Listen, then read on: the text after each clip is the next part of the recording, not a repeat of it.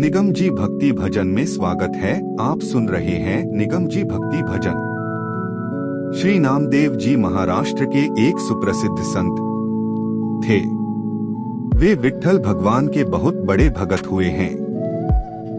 उनका ध्यान सदा विट्ठल भगवान के दर्शन, भजन और कीर्तन में ही लगा रहता था। सांसारिक कार्यों में उनका जरा भी मन नहीं लगता था। वे एकादशी व्रत के प्रति पूर्ण निष्ठावान थे। वे उस दिन जल भी नहीं पीते थे। एकादशी की संपूर्ण रात्रि को हरिनाम संकीर्तन करते थे। एकादशी को वे न अन्न खाते और न किसी को खिलाते। एक दिन एकादशी की रात्रि को वे हरिनाम संकीर्तन कर रहे थे। उनके साथ अनेकानेक भक्त भी संकीर्तन कर रहे थे।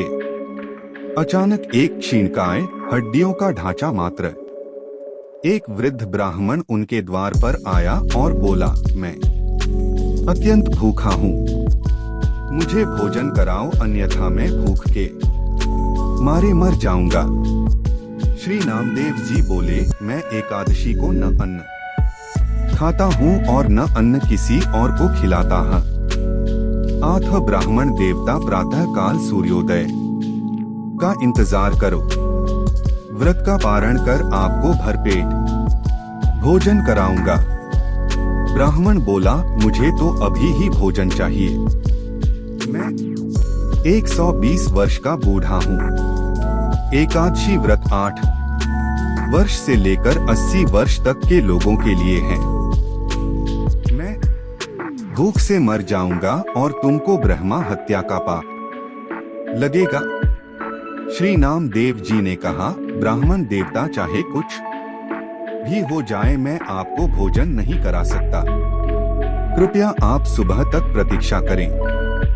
श्री नामदेव जी के ऐसे व्यवहार के प्रति अन्य ग्रामवासियों ने नामदेव जी को निष्ठुर कहा और ब्राह्मण को भोजन देना चाहा, परंतु ब्राह्मण ने भोजन लेने से इनकार कर दिया और कहा, यदि मैं भोजन ग्रहण करूंगा तो सिर्फ और सिर्फ नामदेव से ही करूंगा। श्री नामदेव जी ने जब ब्राह्मण को भोजन न दिया तो कुछ ही समय में उसके प्राण पखेरु उड़ गए। वहां उपस्थित सभी लोग श्री नामदेव जी के प्रति अपशब्द कहने लगे और उन्हें हत्यारा कहकर संबोधित करने लगे।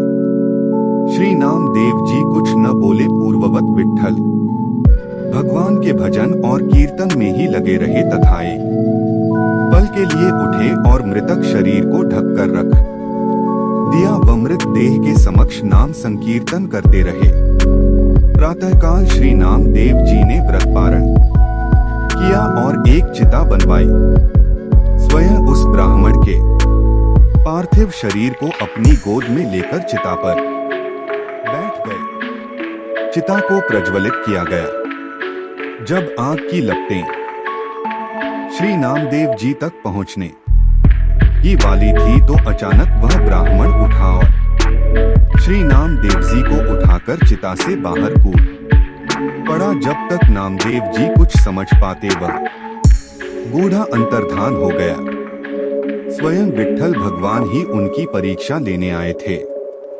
इस घटना को देखकर सब आश्चर्यचकित हो गए और श्री नामदेव जी की जय जयकार करने लगे। धन्य हैं श्री नामदेव जी, चित्त में प्रज्ञा का प्रकाश, ज्ञान का दीपक जले, तभी ठाकुर जी का निराकार स्वरूप दिखाई देता है। भागवत श्रवण से चित्त रूपी दीपक जलाने का प्रयास मानव को करना चाहिए। मानव को अज्ञानता से लड़ा चाहिए, मगर आलोचना और अज्ञानता पर चर्चा करके अपना समय बर्बाद नहीं करना चाहिए।